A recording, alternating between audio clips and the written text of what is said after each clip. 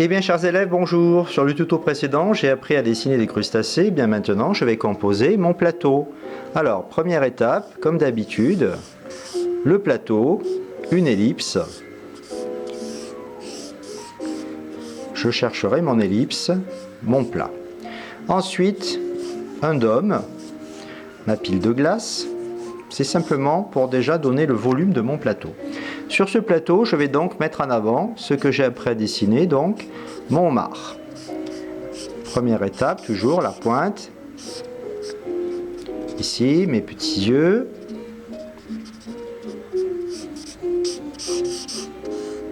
Ici. Ensuite, ma deuxième ellipse, avec au bout la queue du homard. Et ensuite, je vais positionner mes pinces, une première sur le côté, une deuxième que je fais un petit peu plus importante pour à nouveau montrer ma démonstration. Voilà, ma pince de homard, ma deuxième. Je vais jusqu'au bout et je rajoute mon deuxième élément. Je donnerai un peu d'épaisseur dans le creux de la pince, un petit peu d'ombre ici pour le volume de la pince. J'ai donc positionné sur mon plateau ce homard qui déborde. Je peux agrandir mon plateau pour donner mon effet tridimensionnel.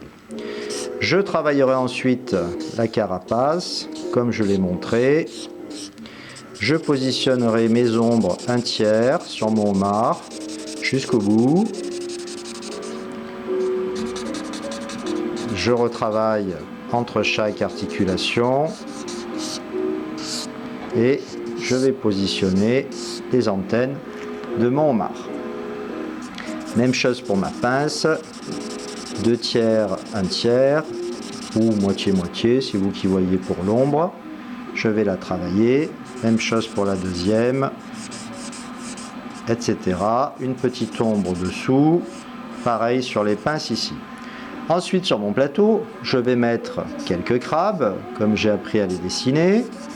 Là aussi, un qui déborde un petit peu, son petit œil, la carapace, l'ombre, même chose, une petite pince. Je peux changer chaque fois la forme de mes pinces, c'est en fonction de ce que j'ai envie de faire. Vous pouvez aussi aller voir un petit peu sur internet pour voir à quoi ressemblent les différentes espèces de crabes. Ensuite, je vais positionner mes crevettes. Donc, comme d'habitude, le corps, l'arrondi de la crevette, ici, un petit peu d'ombre, comme d'habitude, les antennes, une deuxième pour présenter sur mon plateau, même chose, je vais montrer simplement que la queue de la crevette, je mettrai un petit peu d'ombre ici, une troisième, même chose. Donc je compose mon plateau, je mettrai en fonction les ombres, tous les éléments qui vont me permettre de garnir mon dôme de glace. Je peux aussi, si je veux, dessiner certains coquillages, par exemple une forme de moule qui est aussi une ellipse. Je mettrai aussi l'ombre. Je peux décider de mettre des moules ouvertes, donc 2 ellipses, une comme ceci, ici pour le creux, et garnir à l'intérieur la moule, par exemple. Voilà. Une deuxième, ou d'autres moules fermées, en tout cas légèrement ouvertes, puisqu'il faut pouvoir les consommer, ça c'est à vous de voir, de façon à garnir votre plateau de fruits de mer. Voilà, on est presque arrivé au bout. Je rajouterai une grande ombre ici pour le plateau sur le côté, vous le voyez, quelques ombres un peu plus marquées qui rappellent les crevettes, ou l'ombre des pinces du crabe, là aussi.